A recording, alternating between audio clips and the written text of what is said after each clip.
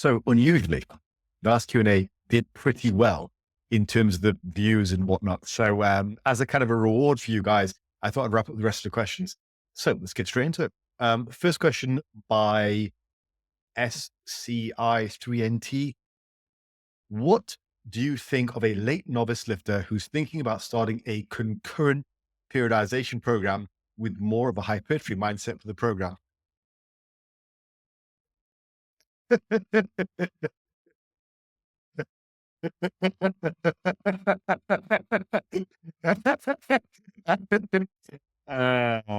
terrible idea. Absolutely awful. You got to, are you going to be doing lengthened partials as well and high volume? Just throw all the fads in there. Or do power building as well. Just throw all the BS you possibly can into one program and you will have the ultimate program. No, I think that's literally the worst idea I've heard of in many months. Yeah, I think that I would place that right next to power building as a concept. So anyway, on a serious note, if I can be, if I can be serious for a second, because that's just completely thrown me. You've got to understand what you need at this stage as an intermediate. Now, as a beginner, pretty much anything works. You go to the gym and the novelty effect works. So the reality is, as a beginner, it's not, you don't need a great deal of nuance to actually succeed. You can do low volume, you can do high volume, doesn't really matter. You should do low volume as a beginner because you're trying to get used to working hard and you're trying to get better at the lifts. But you can do pretty much anything you like. Now, as an advanced guy, generally speaking, most advanced guys, their volume will go down because they're capable of handling much more weight. They're capable of directing that stress to where they want it to go. They have better mind muscle connection, better focus and everything. Now, the intermediate stage, that's where people get stuck in this purgatory. And the purgatory is because they get obsessed with all these little fads and details. Like, listen, I'm not saying concurrent periodization is a fad, but right now it is so unnecessary for you. You need consistency with your routine, consistency with your volume. You've got to understand this is the hardest stage. This is where everyone gets stuck. A much smaller percentage of the population reaches the other side and actually gets to be advanced. This is why people don't like to talk about advanced standards for strength. They don't like to hear that 3-plate bench is advanced or a 4-plate squat is advanced. They don't like to hear that because they've failed. They're failures. So they just deny the entire concept. And they're failures because they don't stick to what they're supposed to stick to. They get distracted by the flashing lights of the latest BS. And they think of ideas like this to put together all the different concepts, throw them all together so they have the perfect routine, not realizing what they actually need is just a reasonable plan which they can adapt as and when they need to. Like a plan, like for example, a very typical upper lower, okay? A typical upper lower will work well for you. Like my barbarian routine will be ideal. Have the volume at a reasonable amount. Start working hard. Avoid RAR at this stage completely because everything you do right now will be at an RAR. Like you'll think you're working hard, but you're not. And again, I'm sorry that's not PC, but it's just the way it is. It's the reality. Intermediates don't work hard as a rule. You're still learning. That's why the volume typically needs to be higher because you're not lifting a great deal of weight and you're not lifting with a great deal of intensity. You need to learn how to direct that stress and you need consistency for that. You need to get into that golden zone that I talk about all the time, where you get your plunges up and you're progressing by maybe 1 or 2 reps every session. You need to get to that point where the stress you're providing your muscles is as much as your intermediate brain can muster, which is not a lot right now. And I'm sorry if I'm being harsh, but I mean, you've got to understand where you're at right now. You are a baby in the grand scheme of things. You need consistency. You need to do everything possible to work as hard as you can in the gym. No RAR, no changing routines every week, no concurrent periodization. And I'm saying if you're trying to get the best results, like if you say to me, well, Faz, I just want to enjoy my lifting, fine, whatever. You don't need me to tell you how to enjoy yourself. But what I'm telling you is for guys who are serious about getting results and moving out of the intermediate purgatory and getting to the next level, they need consistency. They need to not worry so much about volume. They need to worry about training hard and directing the stress where it needs to go. So start with a moderate amount of volume, like my barbarian routine. Okay. Or, you can hire me for a custom workout. I can create a workout for you based on your circumstances. And what you'll see is it will be at a manageable amount of volume to enable you to push hard. And that means you have the potential in a sensible routine with consistency to get better at those exercises. That's ultimately what's going to get you to grow. Taking your bench press from where it's at now, maybe 1.5 plates aside for 8 reps to 2.5 plates for 8 reps. That is the bottom line. That's all you need to be concerned about right now.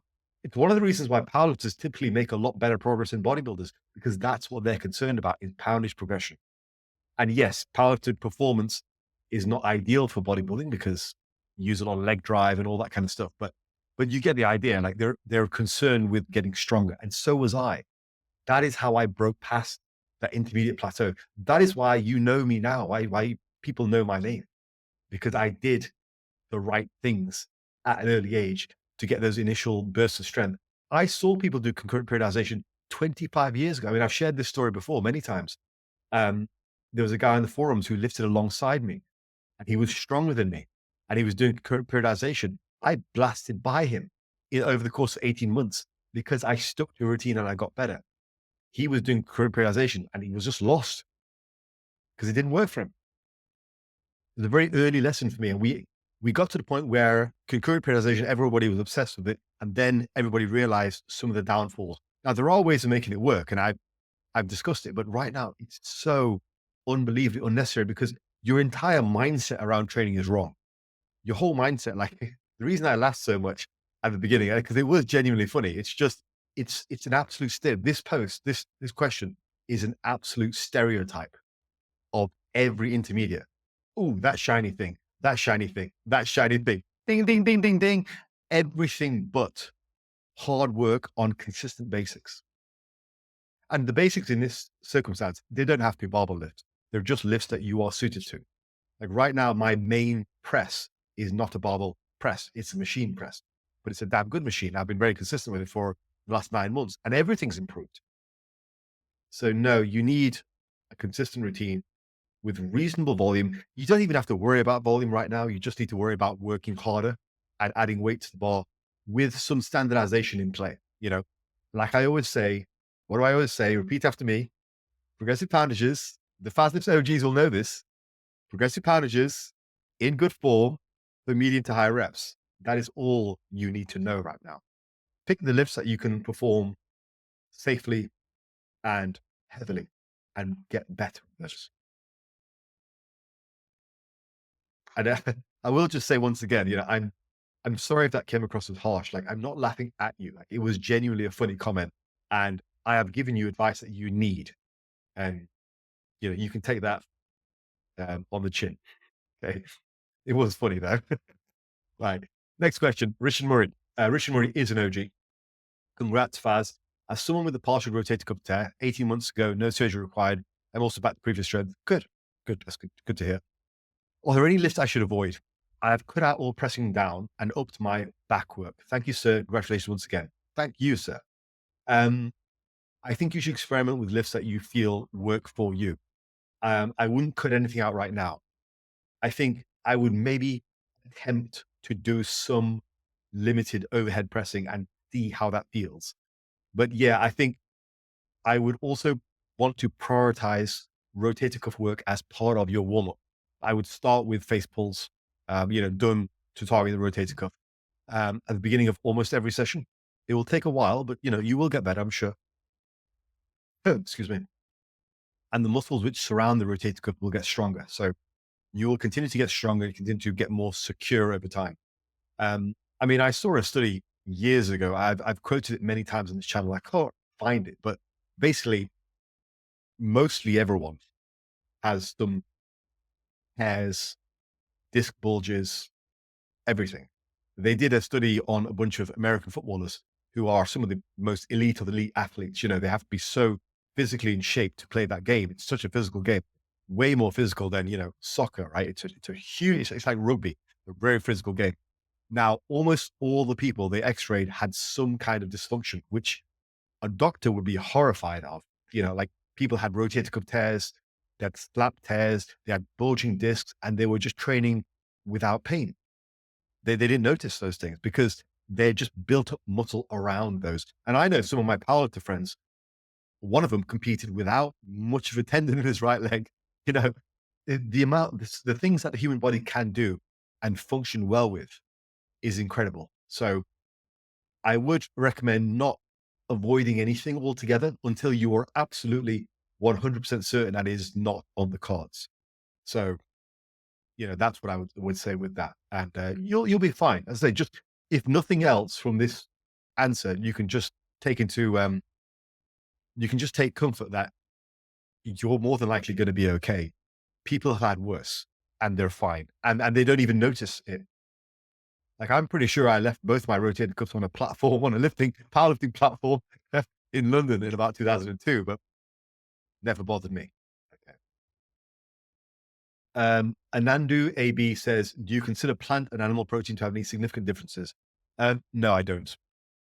This is not based on science. I know there are amino acid profiles, and I think some hardcore meat advocates would argue that meat is just better because of the science. I'm just being honest with you with what I've seen as a coach.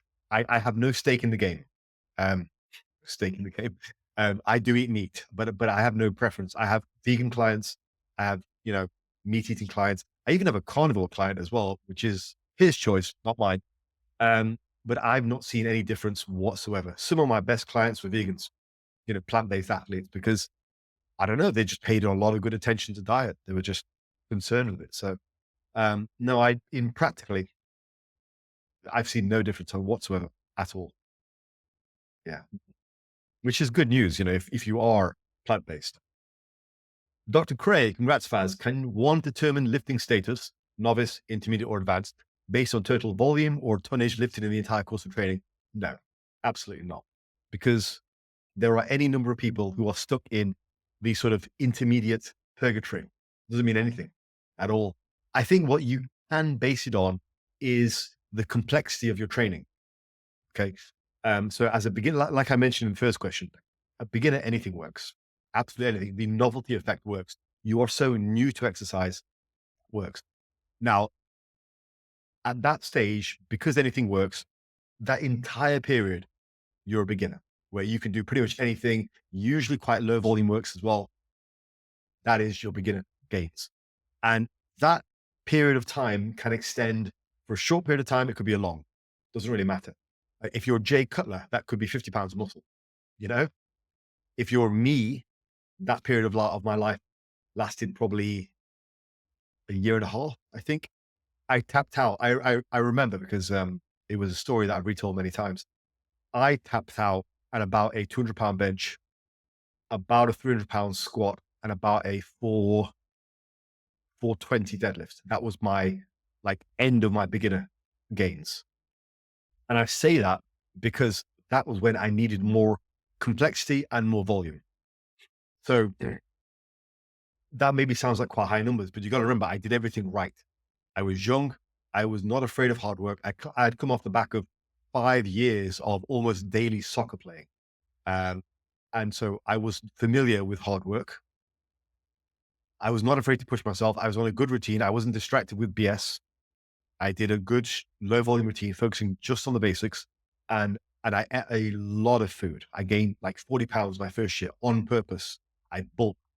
So I did almost everything right. And that's when I ended my beginner period by being 100% certain that everything else was maxed out and I had to change my training.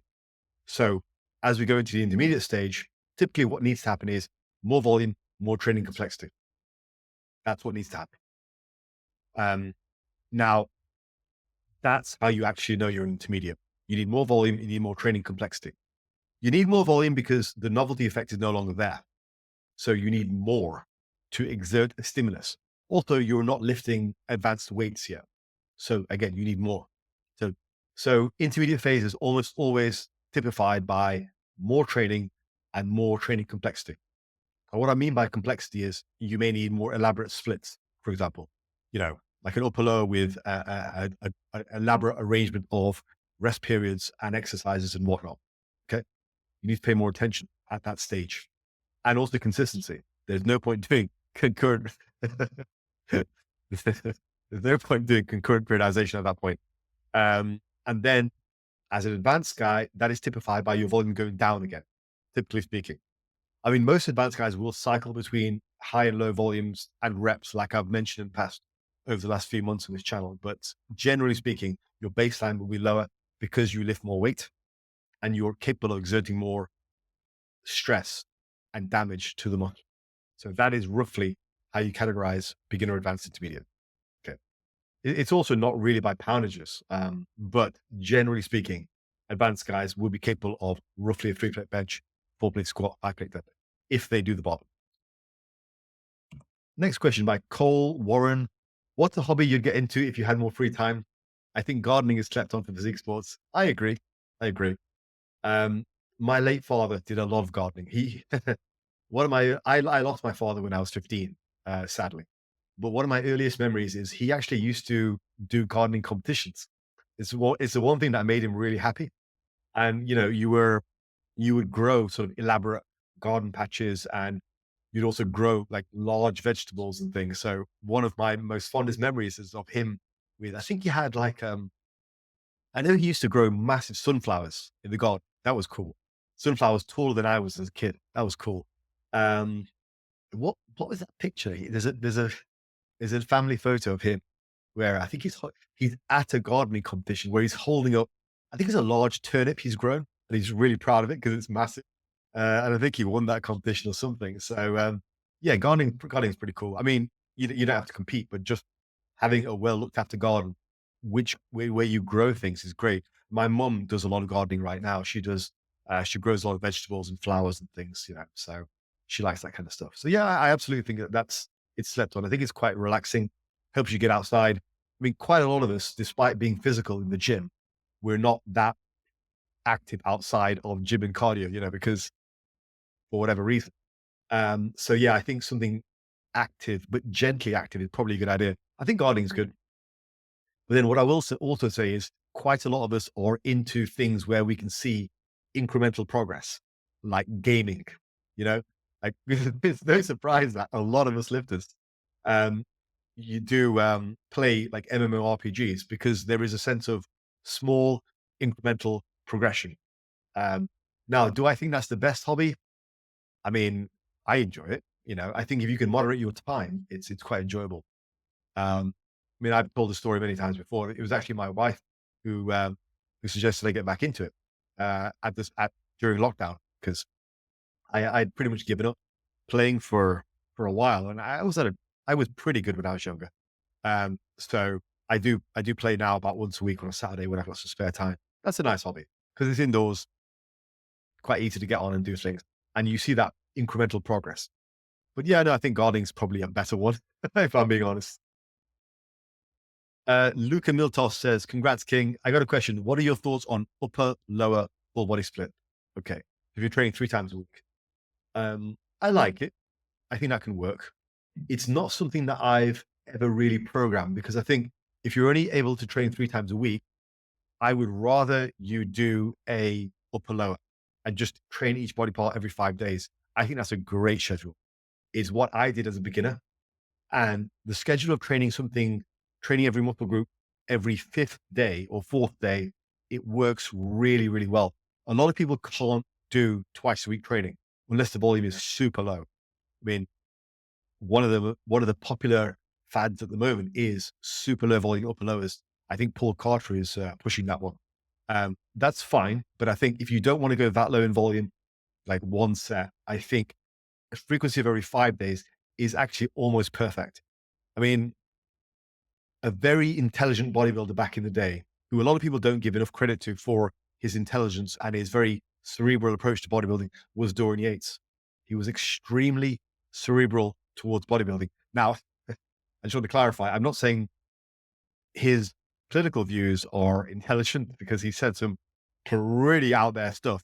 But what I'm saying is like in terms of bodybuilding, you can learn a lot from Dorian, um, and how he did things because he was so results focused.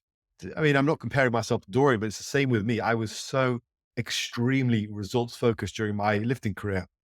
Like there were a lot of good lessons. There were a lot of the reason why my ebooks are so popular is because they're not made up. They're the result of years and years and years of experience, which works. So that's why people get good results from my wizard or my barbarian because they are time proven. And the same with Dorian. I think he was extremely switched on to himself, and as a result, you can learn a lot from him. You know, he did a lot of training where he was hitting a body part every 5 days. When he was a beginner to intermediate, he was hitting a body part twice a week with lowish, but not super low volume. You can learn a lot from that. You know, it reflects everything I've talked about in this Q&A about intermediates needing that little bit more volume. And then as you get more advanced, you need less volume overall. Like he did that to a T. And it's all the same stuff I'm teaching you guys. You know, just because Dorian says it, it doesn't mean it holds any more weight. I'm saying the same thing. Most advanced guys who are natural will say the same thing. And yeah, I know Dorian wasn't natural, but he was also at the pinnacle. So the drugs didn't help him in that respect. You know, obviously they helped his overall size, but not in trying to optimize at that level. Okay. Next question. Barbara Bryce. Tips on adding conditioning to your lifting workout for guys who don't have cardio machines, live in freezing weather. Yeah. So, Bryce lived in Canada, obviously very cold over there. And he trains in his garage gym. A big thing for you, Bryce, is to install a heater. So as you know, I trained at my home gym for a number of years. Some of my most productive years, actually, between 2010, 2014. But I also trained in the home gym during lockdown too. And I have a heater installed into the wall, which is quite easy to do. You can look up how to do it on YouTube. And so, yeah, I would definitely recommend that. So part of your warm, like quite literally warm yourself up and warm the room. I would switch on the heater maybe 10 minutes before I entered the gym. And then I would leave the door open for a while to air the room so it didn't condense at the end of the workout. Just taking care of it. But yeah, with that, I think with you, skipping is a big one. Skip rope, get a skip rope for $10. It's a big one. That will warm you up for sure. If you stick the heating on for 10 minutes, go in, skip for 5 or 10 minutes. Trust me, you'll be warm. So that's a big tip. And then, of course, do your body weight warm-ups, like I've suggested. Okay. Right. Next question. The bloated tacker. Congratulations. Hoping your growth doesn't stop and reaches 100K very soon. Thank you. My question is, how would you add or balance out strength sport specific movements into bodybuilding?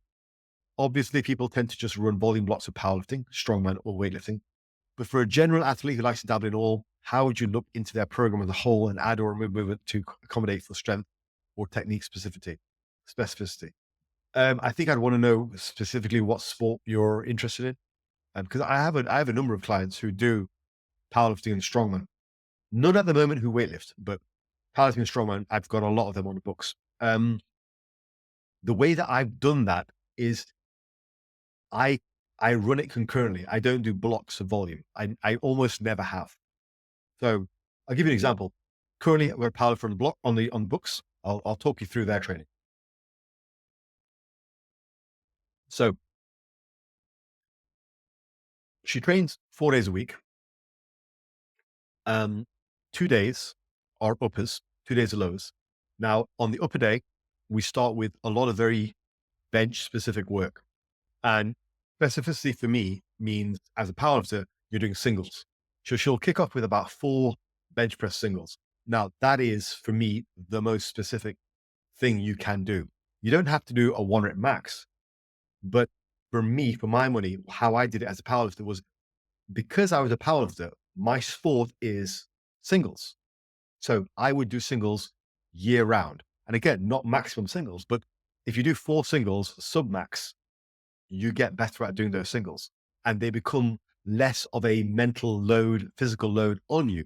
You just they become more normal. So she starts with singles, and then after that, we follow with repetitions on the bench and on one bench assistance lift. So about 3 sets of bench, 4 to 6 reps. Actually, she does slightly higher because as a female, she tends to be quite good at repping. So the difference between her 4 to 6 rep sets and her 6 to 8 rep sets are a great deal. So I noted that, and as a result, she does higher reps. She can, a set of 4 for her is almost the same as a set of 8. It's just the way some women are. So, for a guy, you might do sets 4 to 6. She does sets 6 to 8, same kind of thing. And then she follows up with an assistance bench exercise like a Larsen press or a pause bench, something like that. So far, you've got about 6 sets of benching with 4 additional singles. So maybe 10 sets of benching if you're counting them all. And then on that day, she also does a bunch of bodybuilding work, which is all, specific towards hypertrophy. So far, what you're seeing is we have a bit of everything in the session. We have singles, which are hyper specific to the lifts. And then we have a bunch of assistance, which is specific, and then bodybuilding work too. So it's almost like 3 tiers of work. Singles, the direct assistance, and then all the rest is just the base of bodybuilding. That is how I train powerlifters and strongmen. Because I think, contrary to what modern powerlifting focuses on, which is just being very hyper specific and then doing, volume blocks and lifting blocks, I don't think that's the way to go. I think you should be working on your maximal strength and your hypertrophy at all times during the year. And I've noticed with other powerlifting coaches in the modern era, they've lost that.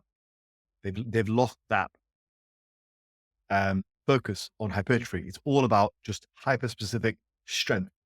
And I think they're missing a trick. I really do. They're missing a trick because typically they're working on sets of 4 and 5. I don't think that's a good idea because you're not going to get the best hypertrophy outcomes.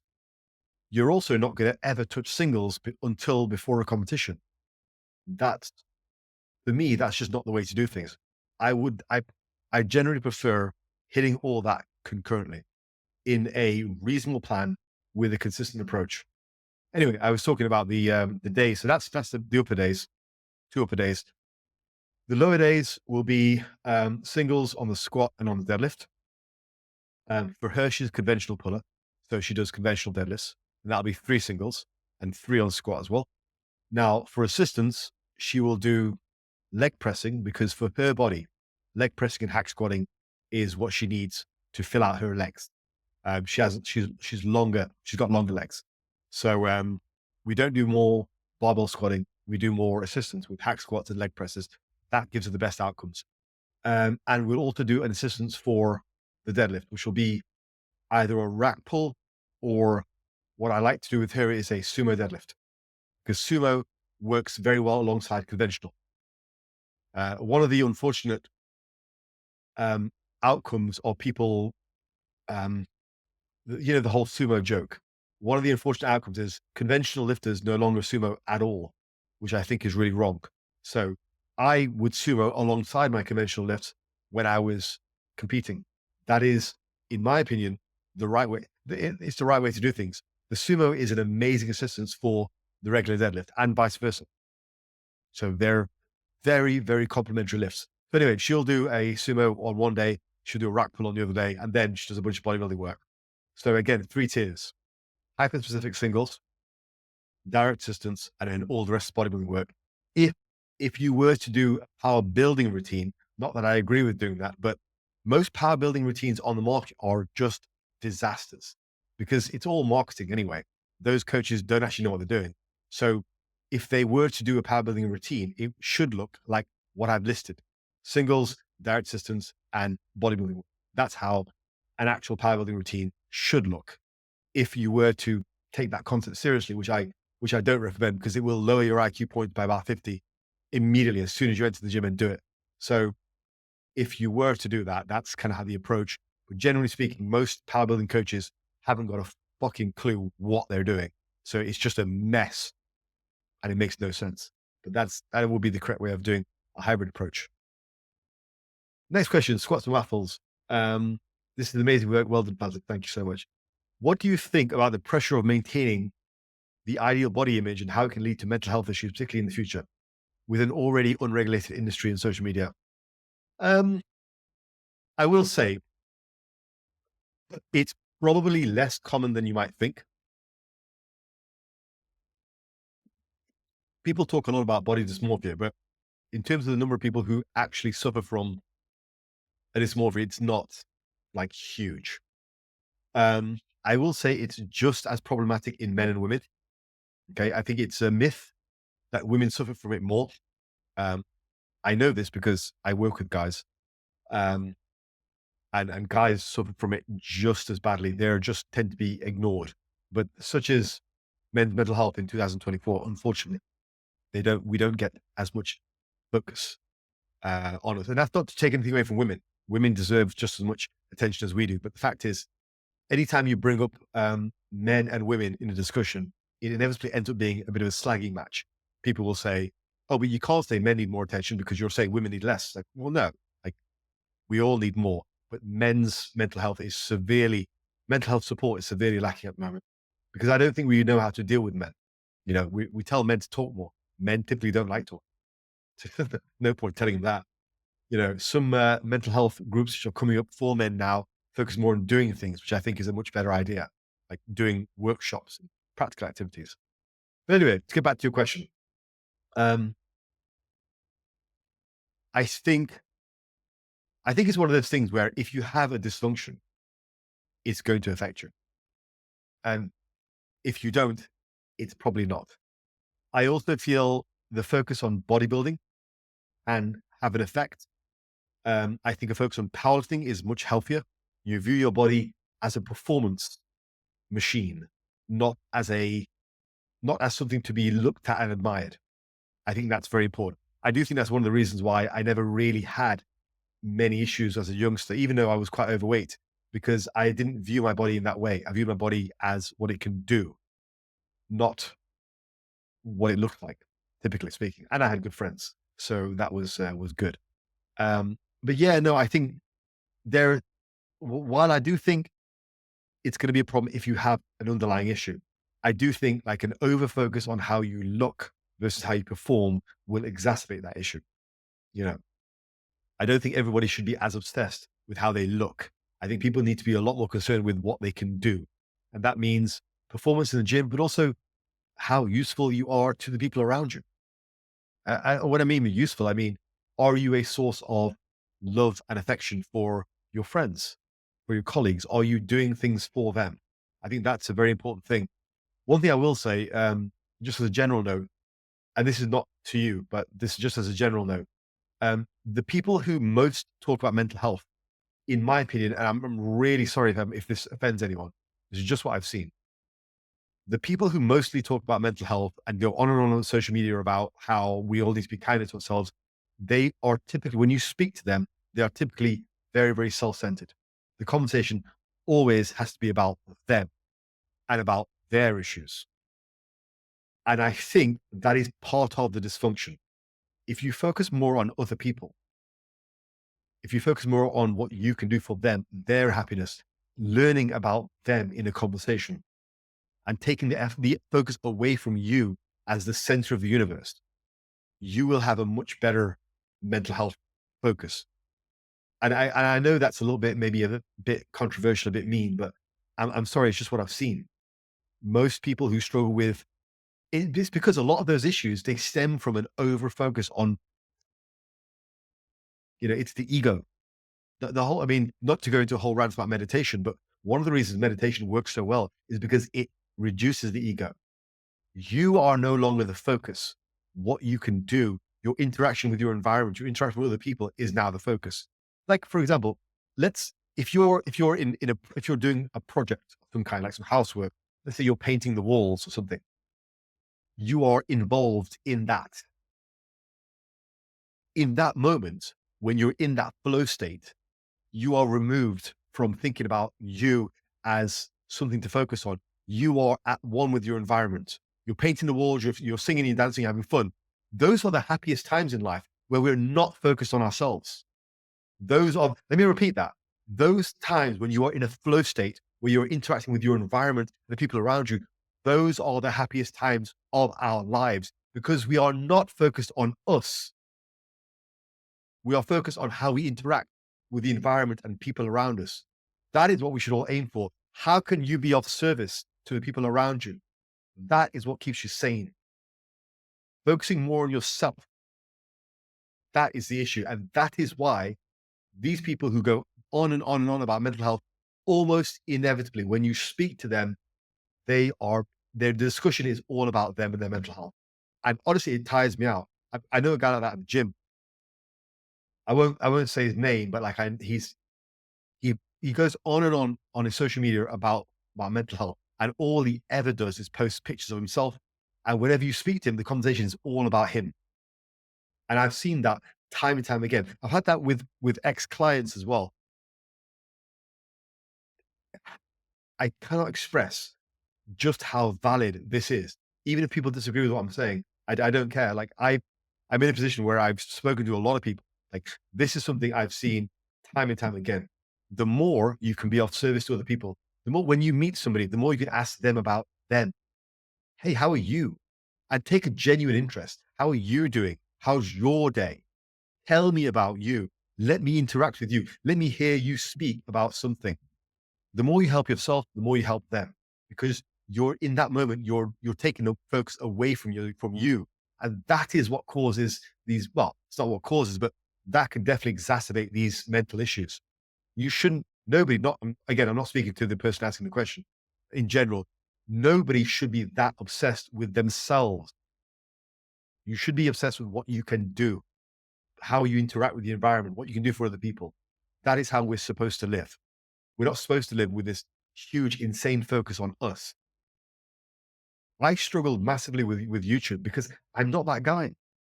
I'm not like a, hey, look at me guy. I never have been. I mean, I've always been in service to other people as a teacher, as a coach, even now as a YouTuber. Why do you think I'm doing these Q&As? You know, it's not about me, and that protects my mental health. I think one of the worst things that can happen to influencers, and I do know that this happened to some of them, is they get so obsessed with self, like being right, appearing to never be wrong. They argue with everyone in the comments. They block people, they ban people. And they're a mess upstairs, a mess. And I never want that to happen to me. So I always want to make sure I maintain an open mind and I try and converse with people, properly, like an adult. But I mean, the unfortunate thing is a lot of people on social media who comment are kind of messed up, but you've got to work with people. Anyway, that may be not the answer that you were expecting, but this is my experience. Okay. Mark, my man, Mark. By the way, Mark Fraz looked like an absolute Chad. If you're on my Instagram, if you go to my pinned posts, he's the guy on the right. Dude is jacked. He was one of my first clients. Which do you prefer training in, the old school DY style gyms or the more modern bodybuilding type gyms? So Mark is asking this because Mark currently trains at his home gym and I train at basically the best gym in England. Mark, what I will say to you, my friend, is our old gym, full force. I mean, does it get better than that? The gym that you created, Mark also owned a gym many years ago. That had a good atmosphere too. In terms of what I prefer, I think they all have their charm. I think I will say, as I'm older now, I appreciate the flexibility of the bodybuilding gyms that I train in because I don't have to lift on barbells. I'm not a barbell guy anymore. I do lift with mostly machines. So Mark is still quite young. He won't admit it, but Mark is still quite young, and he trains at home with a mostly barbell focused, training routine. Hopefully, you'll still be fine as you get older. But as you get older, you may appreciate the value in machines more. So if we were all young again, like we used to be, Mark, you and me, we were lifting together again, we'd lift in a DY style gym. Now, as I get older, I do like the comforts of the modern bodybuilding gyms. And the one that I train in, I mean, everyone's just so nice there. People are genuinely very nice, men, women, just all very nice. So I do like, and that's Ultraflex. I do very much appreciate being a member. Andy's Kitchen Garden, do you promote or recommend progression on both compound and isolation movements or just progression exercises only and pump for isolation, or situational depending on the person? If so, what would be the criteria? I hope that makes sense. Andy, that's actually quite a good nuanced question. So I think ultimately progression on compounds is more important, you know. Um, Progression isolation, I think, let me give you the nuanced answer here. It is important. But the thing is, you're not going to be able to progress on isolation movements as much as you would with compounds. The limit for compound lifts is just that much higher. But let me give you an example of what I'm talking about. Dumbbell side raises. In my entire life, as big as I got, I never used more than 20 kilo dumbbells. That's like 45 pounders in each hand. I never used more than that. So if you get guys, a very typical poundage for a guy who's lifting weights in the intermediate phase is say 10 kilos or like 12 kilos. So that's about 20 to 25 pounds, right? It's a very typical amount. Now, how much is that guy going to progress every week or every month? He's not, you know? So in that sense, it doesn't make a lot of sense to be very, very progression focused on those lifts. And yes, it should go up over time as you get bigger. But the reality is you're not going to see linear progression on dumbbell side laterals. You may never side raise 20 kilo dumbbells like I did. You may never do that. Like I was pretty freaking big, right? Look back and picture myself, I was ridiculous. But like you may never get that far. Maybe your limit is 16 kilo dumbbells, like what is that, 35 pounders. So if you're currently on 22 pounds, how much room do you really have to gain strength on an exercise week to week, month to month? So same with barbell curls. Like the most I ever curled was 50 kilos. So what is that? 110 pounds. Like I was never a very strong curler. My leverage is not very good. So I was doing 50 kilos for sets of 8. It's not a lot of weight, And so how much progression really is there? Whereas you look at a bench press, I mean, the ceiling is crazy high for that squat, a deadlift, or any kind of machine lift you enjoy doing. So the long and short, the answer is you do need to have attention to isolation exercise in terms of poundage progression. You just can't expect the same level of progression. Like I would still track them. I would still try to improve. You just have to have much lower expectations. Like, don't get me wrong, you're going to be working as hard as a compound lift. Let me just say that for the record. You need to work as hard on your isolations as you do on your compounds. Let me go on the record as saying that you absolutely must do. Otherwise, your development will lag behind. It's a big mistake not to work hard on curls and extensions. But the point is, you're going to expect to see much slower progress. Just the way it is. Next question, also by Andy's Kitchen Garden. What's your opinion on hex bar deadlifts and circus squats? They don't seem popular. Well, I mean, hex bar deadlifts are fine. They're okay. A lot of people like them because they don't stress the lower back as much. But they're okay. I always find hex bar deadlifts to be a little bit unstable, because there's no bar against your legs. So you're kind of like wobbling around. Not a fan of that. Zercher squats, I think it's okay. If we in the context of trying to get results, in the most efficient way, you gotta think of the criteria of what makes good exercise. What makes good exercise is the muscle group you are trying to train is the limiting factor. So in a bench press, you should be limited by your chest.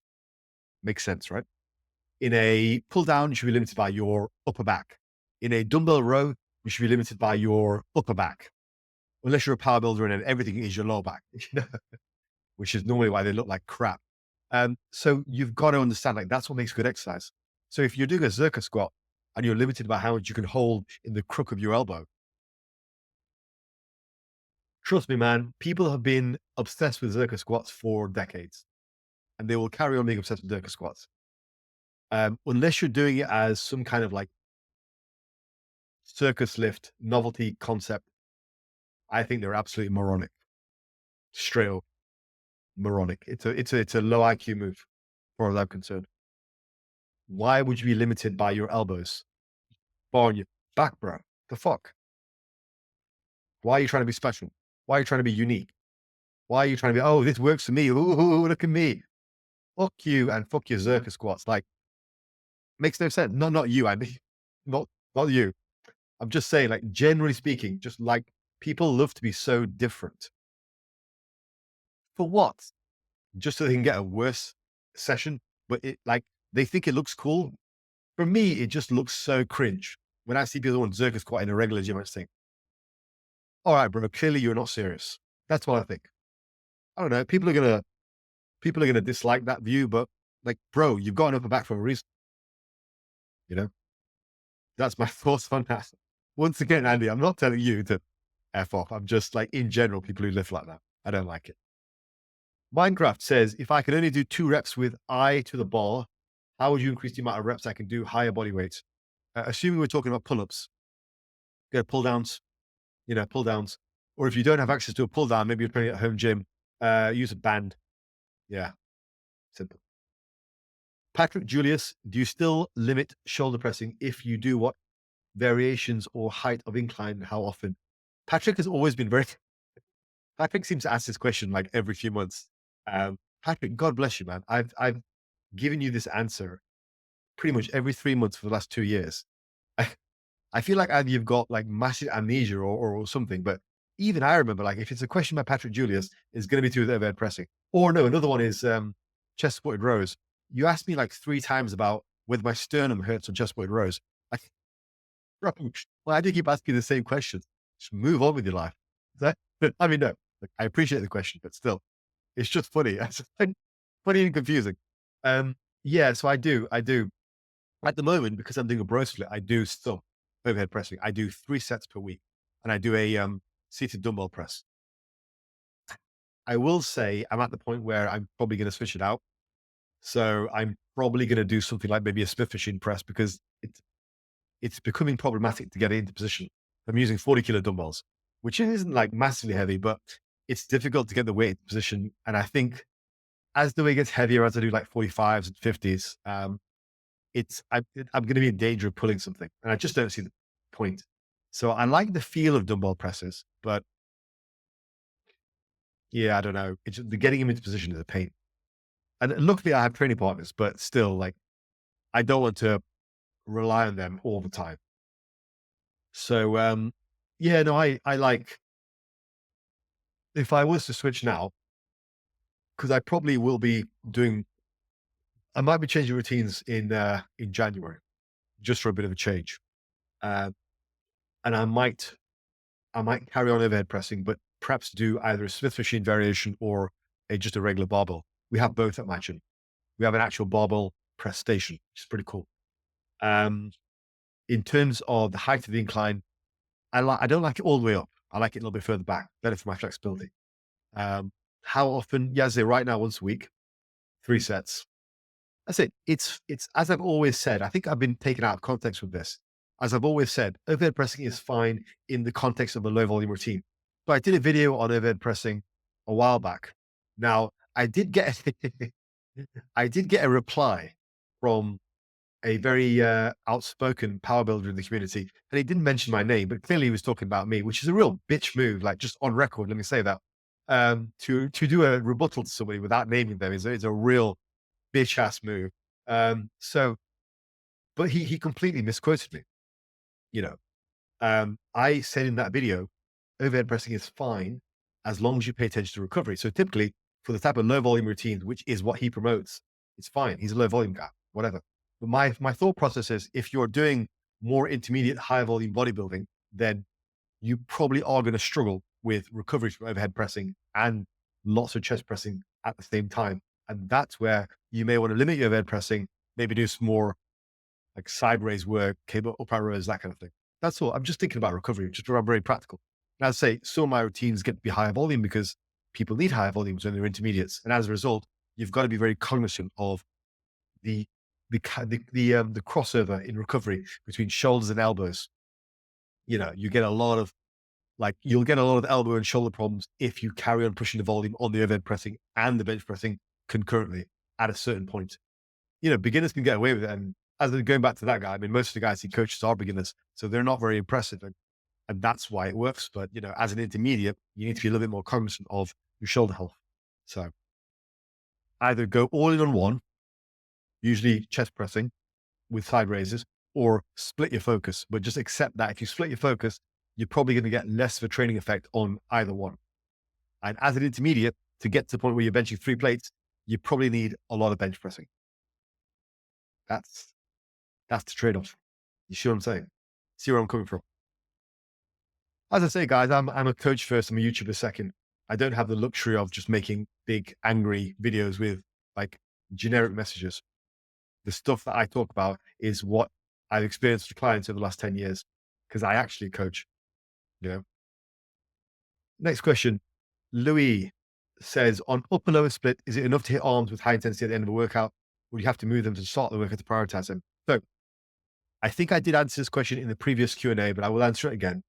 The main thing to do for a focus on arms is to mold your pressing and pulling exercises to hit the arms more. So let me give you an example, Louis, so you know what I'm talking about. Let's say your pressing exercises. You would normally do a bench, an incline, pec deck, and a machine press, right?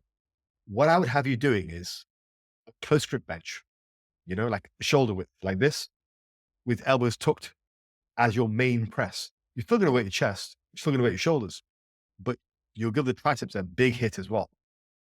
And also do weighted dips. So your pressing is focused on your triceps. Yeah. And then for your pulling, I would have you doing more underhand close grip movements, like underhand close grip chins, underhand close grip rows, so that you're more focused on the bicep. And then adding a small amount of bicep work at the end of your workouts. Small amount of arm work at the end of your workouts, like maybe 3 sets of bis, 3 sets of tries, done twice a week. It's 6 direct sets, but then indirect sets. That is how you actually grow arms on an upper lower split. Yeah. This will all be in my my new book, which is going to be released. TVC. Yeah. Next question. You recently spoke about activity levels, cardio, and the role in gaining muscle. Could you expand on this? Yeah, I mean, listen, I'll give you my experience. Okay. I might not always have a scientific explanation, but that's not why you guys tune into this channel. I don't give you theories on studies. I give you real life. This is what happens when you do this. Therefore, do more of this. What I've seen as a broad general rule is the guys who are more active tend to grow better. Okay. They tend to be better at working harder. Like carrot potatoes don't do well in the gym, typically speaking. And I think that's probably because they just don't understand what hard work is. What is hard for a guy who spends his life like gaming, and has never done any actual serious sports. What is hard for them would be child's play for a guy who spent 5 years playing soccer or has spent years doing boxing and MMA. What's hard for those guys is very different. You look at some of the best bodybuilders in the space here. I mean, GVS spent years doing I think it was long distance running. Jeffrey, correct me if I'm wrong. Like long distance running. He's used to effort. Yeah, he's not used to bodybuilding, but he's used to effort and grinding. You look at guys like Paris Butler, one of my friends in the space, really, really good dude. I'm pretty sure he had a background in fairly high levels of physical activity. Like I think he was enlisted. Again, sorry if I'm misquoting, but I think he was enlisted army maybe. I know he served for a little while, and also he has a physical background anyway. So going into lifting, he's used to hard work. I mean, there's so many other examples, but typically it provides an early insight into hard work. And the other thing that I've seen with the higher levels of cardio and activity, I've generally seen that partitioning is better. So, just to go into a big discussion on this, one of the reasons that you and I are different from the genetic elites is that our partitioning levels are terrible. So, when we eat a balanced meal, protein, carbs, and fats, more of our carbs are going to go into our bloodstream and be burnt off eventually. More of our fat is going to be stored. less of our protein is going to be used for muscle growth. In every possible way, we deal with food worse off than a pro bodybuilder who's just got the genetics. I mean, to give you a bit of a story, there's a bit of a legend from around where I live. There's a guy, he's basically the British version of Paul Dillette, who's about that tall, huge, full muscle bellies. I forget his name, but some of the old guys, if you're still watching, you'll remember the name. Paul Delahaye. So the legend with Paul Delahaye was, I mean, he won most of his competitions with zero prep. One competition in particular, he walked in after spending a night in prison. Walked in, dehydrated, no outfit on, nothing, won the competition. It just looked insane. He's a guy that, a couple of beers and a burger would be better partitioned than if you and I ate chicken and rice all day. So partitioning is improved if you do more cardio because you're more likely to burn off that excess. And then you eat the protein, as long as you do it right, high protein, and your body starts to make use of that. But partitioning is way better if you have high activity levels. If you're just sat around, you're not using any of that excess glucose and that excess fat, which will happen because your partitioning is terrible. Like, you're not going to make best use of the resources you give your body. You're not going to, even if you eat the perfect macros, your body's not going to utilize it correctly because you're not a pro bodybuilder. Neither am I. And we're not on drugs. Like, the more drugs you take, the better your genetics are. Everything you eat gets hyper optimized to everything you're trying to do. Imagine that. It's a completely different kettle of fish. So there are things that you can do. There are two very powerful things. One is what I've talked about, activity cardio.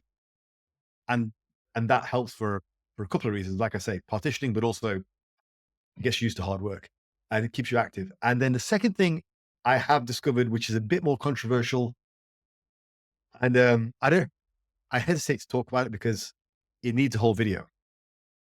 Most people are not going to optimize this far, but carb cycling does help. Okay. So what that means is having higher carb days, having lower carb days. It helps because we all possess an innate ability to supercompensate with glycogen.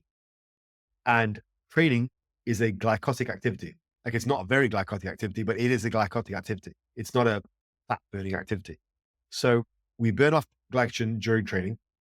Now we can supercompensate the body with more glycogen.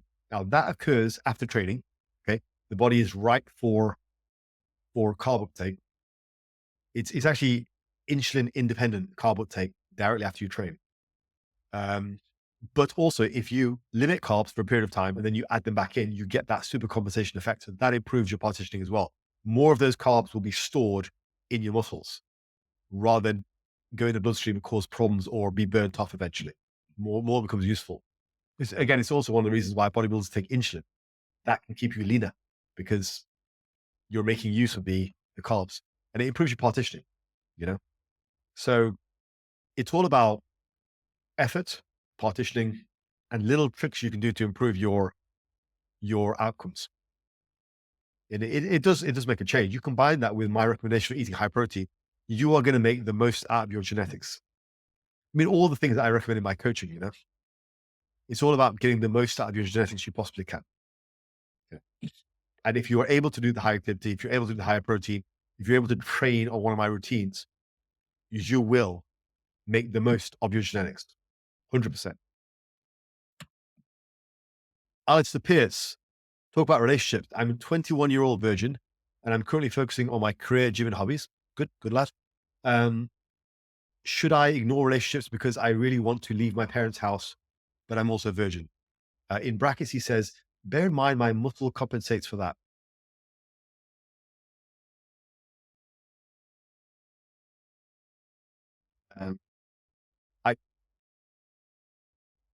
I don't really understand what you mean by your muscle compensates for you being a virgin. How does that compensate? Do you cuddle up with your muscles at night and have sex with them? I don't understand what you mean by. Somebody tell me in the comments what that could mean. I genuinely don't understand. Bear in mind, my muscle compensates for that. I don't get it. Yeah, I don't get it. Anyway, just to answer your question, I'd really thrown me. What on earth do you mean by that? My muscles compensate for my virginity. I don't get it. Anyway, in terms of relationships, listen, I like I like the angle you're going for, but I think you're maybe denying yourself some of the pleasures of life. Like there's a lot to be said for having a relationship with well, a woman or whatever your proclivities are, a woman or a man. There's a lot to be said with cultivating an intimate. You can get a lot out of it. Cultivating an intimate relationship. I don't just mean sex, because you can have sex. Right now you don't have to be in a relationship to have sex. I mean, I don't recommend sleeping around, but you can. Um, I'm not saying I didn't when I was younger, but there is something quite satisfying and enriching about being in a healthy relationship with a woman.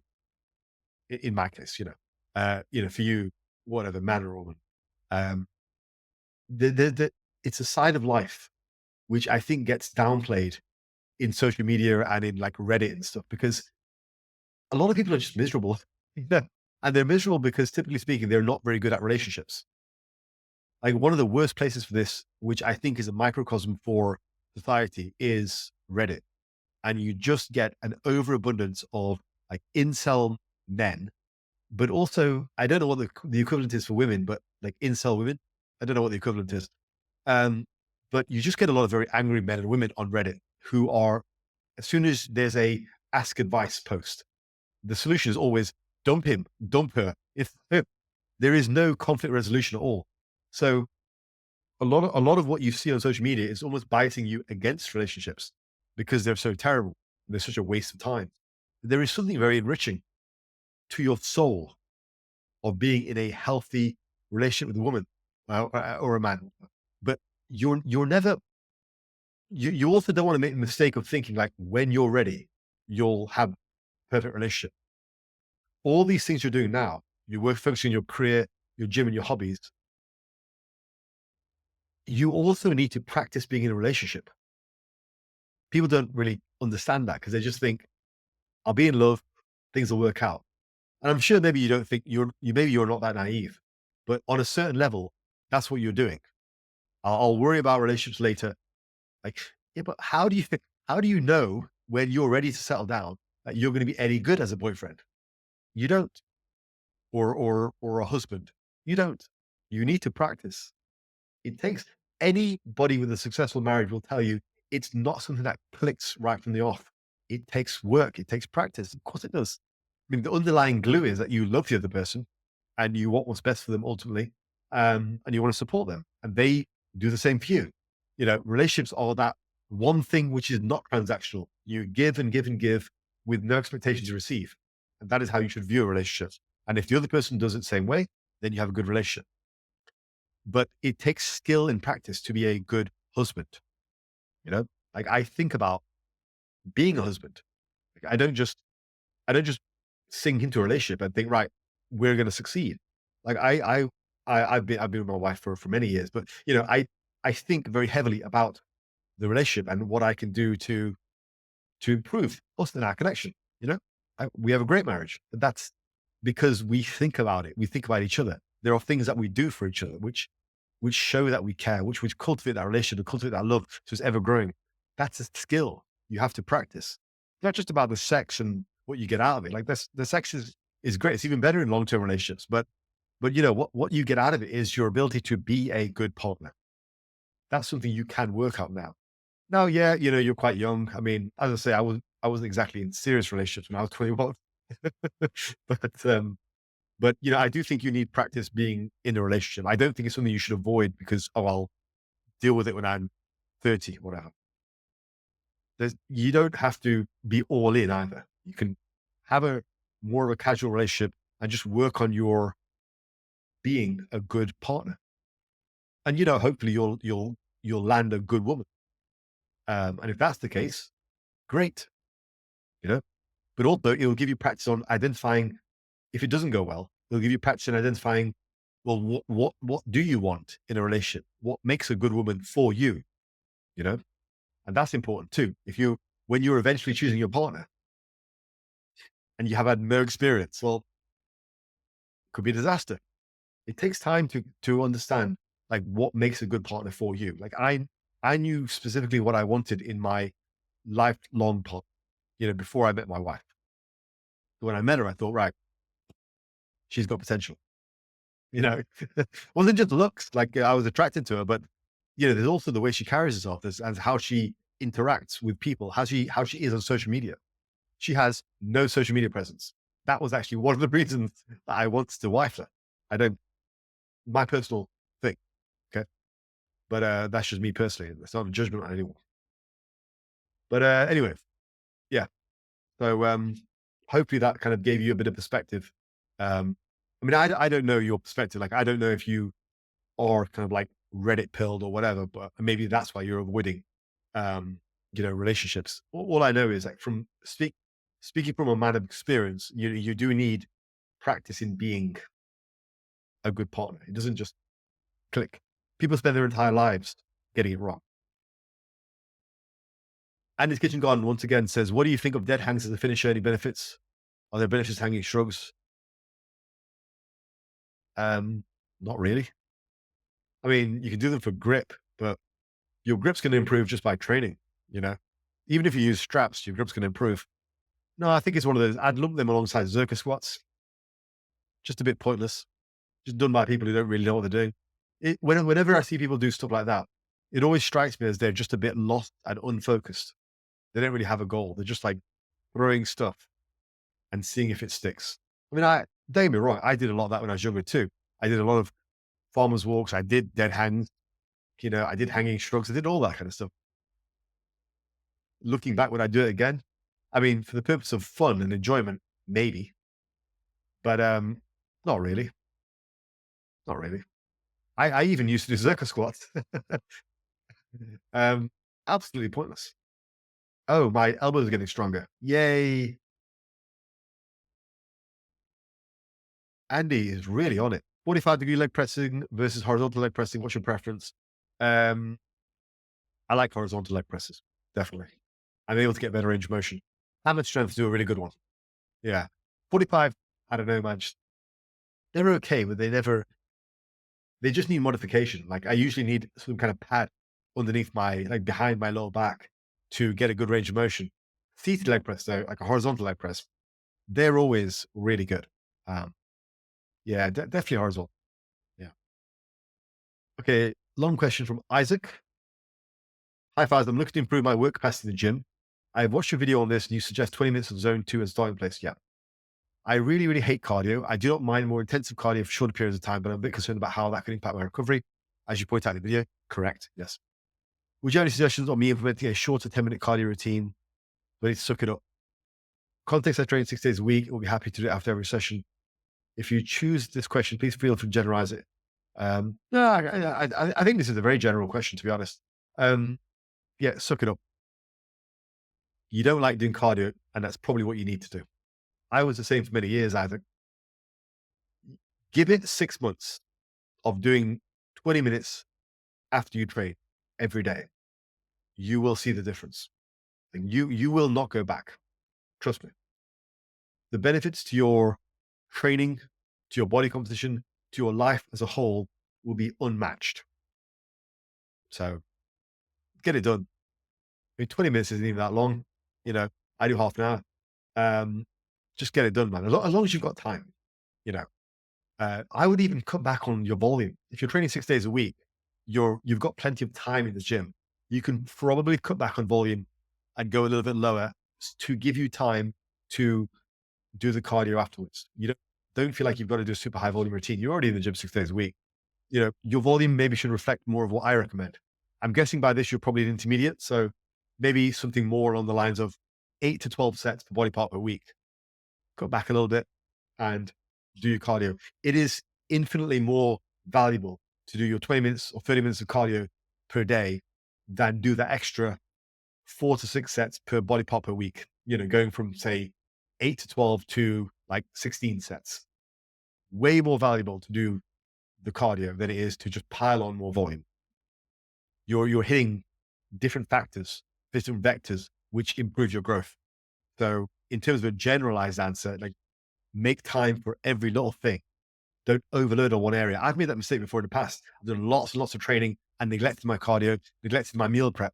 That's not how you end up being a good bodybuilder. You end up being a good bodybuilder by having balance. Do your cardio, prep your meals, do your training, maybe even do some stretching as well. Holistic. That's what will get you better progress.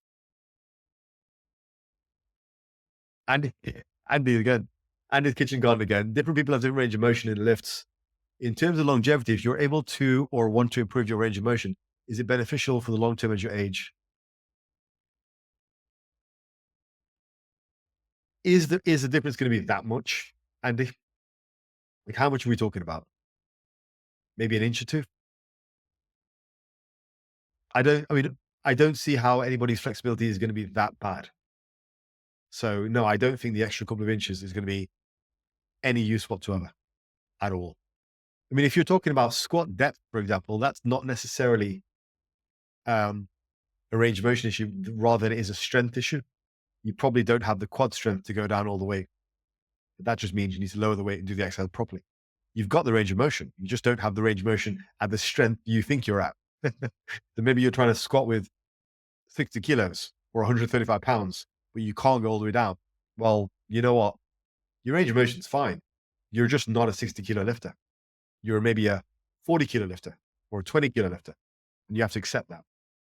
Most people don't have a limit of range of motion. They have a limit of strength in the range and also in the amount of strength they feel comfortable with. Yeah. Oh, I can do a 100 kilo bench press, but I only go halfway down because I don't have a range of motion. No, you're stubborn.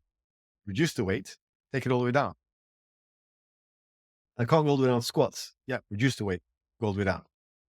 Strengthen your quads so that you can go all the way down. I think you maybe don't realize like what your bias is there, Andy.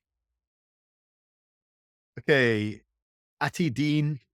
I don't know. 2 questions. My chest shoulders are very weak relative to the rest of my lifts. So at about 90 kilo body weight, I can do 10 clean, wide, neutral grip pull-ups, but only 10 dips. RDL 123 by 8, I can only bench 65. How common is this and should this affect how I train at all? Yeah, I mean, I think first of all, I would look at how much effort you're putting into your bench. Now, most people do tend to put more effort into the bench. But I would also say, before I move on, this is not that out of the ordinary because 10 pull-ups versus 10 dips, that's not like massively out of whack. Also, when it comes to RDLs, I mean, a lot of people, when they RDL, they don't RDL, they do deadlifts. So odds are, if I saw you do the RDL, it wouldn't be a pitch perfect hamstring and glute focused RDL. I'd be willing to bet it's basically just the top part of the deadlift, which you're calling an RDL because you've taken it from the top. I mean, I know I'm being a bit cynical, but odds are that's what you're doing. I mean, feel free to message me on Instagram and, prove me wrong. But for the most part, like I would think you're probably just doing a partial deadlift, like a rack pull, but from the top and calling it an RDL. So yeah, that would make sense. But yeah, I mean, in regards to benching, are you progressing? It's a question. Are you progressing? If you're able to progress, great, just carry on. If not, you probably need more volume. Remember what I've said at the beginning. What defines an intermediate? Well, you run into a wall with the volume you're at and you need more volume. Now, equally speaking, your diet might suck and your recovery might suck and you might not work very hard. Those are things to address before the volume. Volume's an easy fix. If you tell someone to do more volume, they go, great, easy. You go to the gym, do more volume. You tell someone to work harder, eat better, sleep better. That's when they say, no, I do all those things, but it's volume. Like, yeah. Yeah. One of the reasons that I made a lot of progress when I was younger was because I was honest with myself. Like, just make sure, you're being honest with your efforts and your everything else outside the gym, as well as in the gym before you adjust volume. On a similar note, what do you consider to be a lift actually plateaued? How long should you stay at the same weights and reps before needing to try something different? Again, similar kind of answer. Maybe 2 weeks, but you really got to understand this, right? So you got to understand this. This is very important. What I'm about to say. almost all plateaus do not need a routine adjustment. They need a diet and lifestyle adjustment. Let me just say that again so it's 100% clear. Almost all plateaus are diet and lifestyle related. Diet and lifestyle coaching is infinitely more valuable than the new routine. Let that sink in. That is 100% true. I can't give you like a percentage of it, but 99 times out of 100, it's your diet and your lifestyle which sucks, or your effort in the gym. It is not to do with the volume or the routine you're currently doing. Work harder, eat better, try and relax. That helps. Almost always. It's almost never a volume issue, but people like to hear volume. And that's why influencers talk so much about volume, intensity, new routines, because that's an easy fix. Telling somebody like you look at my protein video, look at the reactions on my protein video. Oh, but Fab, I don't want to eat high protein. I can't do it, Fab. I can't. You don't need to. Science told me. While the guy's 140 pounds. And then in the same breath, he's accusing me of being on steroids. Like, just because you don't want to do what it takes, what it actually takes, don't sit in my comments going all about, Fab, the science says that I'm not high protein. Fucking hell. Like, that people love hearing about volume and intensity. Love it. They want that injected into their veins. Those videos about volume and intensity, because it's easy. It's an easy fix. I can do a different routine, no problem. Actually working hard, actually fixing your diet. Just look at the pushback I got on the high protein video. Actually, there's a laughable comment. I had one guy saying, "Oh, I'm going to spend the extra money that I would spend on protein on my friends. Peace and love." Hey, Apple. Like, what a simp. What like a self-virtuous reply. Like, for one, cool story, bro. Didn't ask. And for two, who cares? Who cares? I mean, that's why no one will remember your name. So yeah, when it comes to plateaus, I got off on a big tangent there, but when it when it comes to plateaus, just make sure you're doing what you need to do to progress. And as I say, most of the time, it's not a routine problem or a volume problem. Most of your plateaus will be solved by diet and lifestyle and intensity in the gym. That was a big tangent there. Sorry. Right. Diana Spinner says, congrats. Thoughts on choosing activity for cardio based, how much it impacts your joints, and if it's an activity that has more impact than walking on a treadmill, like jump rope, does it affect how long I should be jumping rope for? I'm pretty sure 10 minutes of jump rope isn't the same as 10 minutes of walking on a treadmill. Yeah, no, it shouldn't, because the metric that you need to be focused on is your heart rate. Okay, that's the whole point of cardio, is getting your heart rate in the right range. It doesn't matter what exercise modality you use to do that. So if you're jumping rope and you're actually a very good jump roper, you may only get your heart rate up to about 140. If you find jumping rope quite challenging, your heart rate may be right up to like 180. And then, yeah, of course, you're going to want to do less. But the effect on your body is more down to the heart rate. That's what you're looking to prioritize. So yeah, that will affect the duration. But what I will say is, if 20 minutes or 30 minutes of jump rope at zone 2 wrecks your body, then that's not the cardio for you. Okay? It doesn't mean you do less of it. That's probably not the cardio for you, because it's not going to give you the adaptations that you were looking for in the amounts that you need alongside your training. No, your training is the base. The additional cardio needs to be at a certain heart rate, and that's what influences what modality of cardio that you do. That's how it works. Okay. Next question. Congrats, Bars. My question would be, if caloric needs during a cut can change drastically once you put on some serious mass. I'm a shorter intermediate lifter that has to cut on about 1,700 calories to maintain a good amount of weight loss per week. Would this possibly increase once I'm more advanced end of the spectrum? Yeah, it does. It does. So this is another area where I disagree with the quoted science. There was a study done which indicated that actually every extra pound of muscle resulted in an extra 5 pounds of calorie. Sorry, let me say that again. Words getting mixed up. Did a long video. This study said that every extra pound of muscle netted you about an extra 5 calories worth of caloric burn over the course of the day. So if you gain 10 pounds of muscle, it was only 50 extra calories you're burning. Now, I disagree with that because, for one, not what I've seen, okay, in reality. And number two, it's exponential. So it's not just an extra 5 calories blank. The more you train, the more the training actually burns more calories. So like an extra 1 pound of muscle, maybe it's 5 calories per day, but if you train hard, like an advanced guy is doing, that's going to be, you're going to burn exponentially more calories in the session. If you do cardio, you're going to burn exponentially more calories in the session. Everything, every bit of effort is exponentially higher in terms of caloric burn. So it's not just 5 calories. It might be 5 calories if you are just stationary in bedroom. And I think that's what the studies did. But it's not, it's absolutely not 5 calories. I mean, I've just seen it for myself, just speaking anecdotally, my maintenance right now is about 3,300 calories, 3,300 calories. Like that is way more than it was when I was a kid, you know? So I'm older now. I'm 43 now. Hormonal markers are probably down, now, but my maintenance is that much higher.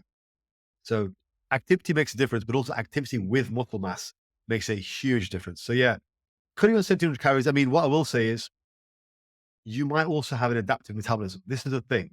I still need to go quite low in calories when I cut, but when I bulk, I'm just higher and higher and higher. At my peak mass, I was eating about 4.5 up to 5,000 calories a day, massing. So, like it's far higher in excess than what I would do when I was youngster. So it makes a big difference. I think that 5 calories per pound of muscle per day is, once again, does not look at the nuance. So that's my experience. And it's also a potential reason why. I think it's because muscle gives you an exponentially higher amount of caloric burn based on your activity. And generally speaking, if you're a big guy, training a lot, doing cardio, like I recommend, eating a lot of protein, you're going to be able to get away with a lot more calories. I've experienced that. It's also one of the reasons why nobody should have an excessive focus on cardio, including like burpees and all that kind of crap. Do lifting, increase your muscle mass. You need that. Buff Bird Enjoyer says, I think this is the last question. Congrats, Fats. Congrats, Fats. What are your thoughts on sets per week for a construction worker? And any tips for pairing work and working out? I've been doing the wizard burning with 1 set per exercise. We make some good progress as well as pushing harder in the gym. Will this approach cause me problems in the long term? Well, what I will say is if it's working, then great. Now, will it cause you problems in the future? I mean, do you have any other options? If you're going to carry on in that industry, and I do know that industry is very lucrative, so congratulations. If you're going to carry on in that industry, then what can you do? It's one of those questions where you can't do a great deal about these bigger blocks in life. You can't do much about work, about family, about kids, all that kind of stuff. So there's not a great deal you can do. At the moment, personally, I think that's a very sensible thing to do 1 set per exercise. I think that's very sensible. I actually have another guy in the books right now. So quick shout out to Cal, if he's watching. He's also big into construction. He does construction projects. And we have a similar thing set up with him because he is very physically active. We do 3 sets per exercise, but those 3 sets are very short rest periods. There's almost like one long set. Like you might do 3 sets of 8 with 30-second rest. So it's not 3 sets. It's like one long set. But that's much better for his recovery, and he's making gains and he's not hurting himself because he's had a bit of a dodgy shoulder from his conducting work. So I think the best thing you can do is to work with your body. Just remember, stress is stress is stress. Okay. The classic analogy that people use is the bucket analogy. You've got a bucket. Okay. Now, for somebody like me, physical stress, I'm not overloading that bucket with a lot of physical stress because I don't have a great deal. I have a desk job. Now, that means aside from my mental stress and my workload, I can pile in physical stress from training, from cardio into that bucket. And as I've said to everyone else, like you always want to try and pile in variety of work. So do your cardio, do it holistically. So for you with that bucket, you're going to be starting at maybe half full, whereas I'm starting at maybe 10%. That means you've only got that much more space for stuff.